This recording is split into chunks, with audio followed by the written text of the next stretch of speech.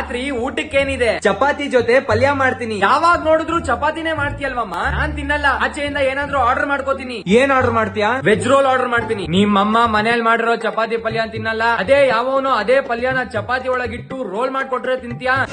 ಆಲೂಗಡ್ಡೆ ಪಲ್ಯ ಮಾಡಿದ್ರೆ ತಿನ್ನಲ್ಲ, ಅದೇ ಆಲೂಗಡ್ಡೆನ ಕಟ್ ಮಾಡಿ ಫ್ರೈ ಮಾಡಿ ಫ್ರೆಂಚ್ ಫ್ರೈಸ್ ಅಂತ ಕೊಟ್ರೆ ಬೆರಳ್ ನೆಕ್ಕೊಂಡ್ ತಿಂತೀಯಾ? ಆಲೂಗಡ್ಡೆ 1 kg 30 ರೂಪಾಯಿ. ನೀನು ಒಂದೇ ಒಂದ್ ಆಲೂಗಡ್ಡೆನ ಡಿಸೈನ್ ಆಗಿ ತಿರುಗಿಸಿ ಟ್ವಿಸ್ಟರ್ ಅಂತ ಕೊಟ್ರೆ 100 ರೂಪಾಯಿ ಕೊಟ್ಟು ತಿಂದು ಬರ್ತೀಯಾ? ಸಾರಲ್ಲಿ ಹಾಕೋ ತರಕಾರಿನ ಪಕ್ಕಕ್ಕಿಟ್ಟು ಬಿಸಾಕ್ತಾನೆ, ಅದೇ ತರಕಾರಿನ ಬನ್ನೊಳಗ್ ಇಟ್ಕೊಟ್ರೆ ಬರ್ಗರ್ ಅಂತ ಕಚ್ಚಿ ಕಚ್ಚಿ ತಿಂತಾನೆ. ಇದೇ ಚಪಾತಿ ಮೇಲೆ ಚೀಸು 4 ತುಂಡು ತರಕಾರಿ ಹಾಕಿ ಓವನ್ ಒಳಗ್ ಇಟ್ಕೊಟ್ರೆ ಚೀಸ್ ಫುಲ್ ಪಿಜ್ಜಾ ಅಂತ ತಿಂತಾನೆ. ಮೊನ್ನೆ ಹಬ್ಬಕ್ಕೆ ಕಡುಬ್ ಮಾಡಿದ್ರೆ ಮೂಸು ನೋಡಿಲ್ಲ, ಅದೇ ಮೋರಿ ಪಕ್ಕದಲ್ಲಿ ಮೋಮೋಸ್ ಅಂತ ಮಾರ್ತಿದ್ರೆ ಬಿಳಿ ಚಟ್ನಿ ಹಾಕೊಂಡ್ ತಿಂತಿರ್ತಾನೆ.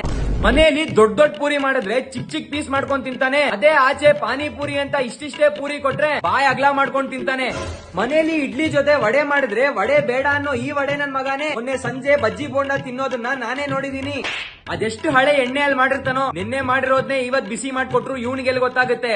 ನಿಮಗೆ ಮನೆಯಲ್ಲಿ ಫ್ರೆಶ್ ಆಗಿ ಮಾಡ್ಕೊಟ್ರೆ ಮೈ ಸೇರಲ್ವಪ್ಪ. ರೋಡ್ ಅಲ್ಲಿ ಧೂಳು ಡಸ್ಟು ಗಾಡಿಯಿಂದ ಬರೋ ಹೊಗೆ ಸೊಳ್ಳೆ ನೊಣ ಇರೋ ಜಾಗದಲ್ಲಿ ಅವನು ಹಂಡ್ ಕೆರ್ಕೊಂಡು ಕೈ ತೊಳಿದೆ ಬೆವರು ಸುರಿಸ್ಕೊಂಡು ತೊಳಿದೇ ಇರೋ ಪಾತ್ರೆಯಲ್ಲಿ ಗಲೀಜಾಗಿ ಮಾಡ್ಕೊಟ್ರೆ ಒನ್ ಮೋರ್ ಅಂತ ಜೊಲ್ ಸುರಿಸ್ಕೊಂಡ್ ತಿಂತೀರಾ. ಆಚೆಯಿಂದ ಆರ್ಡರ್ ಮಾಡೋದು ಯಾಕೆ? ಅಮ್ಮ ಮಾಡಿರೋ ಚಪಾತಿ ಪಲ್ಯನೇ ಓಕೆ, ಹಂಗ್ ಬಾ ದಾರಿಗೆ.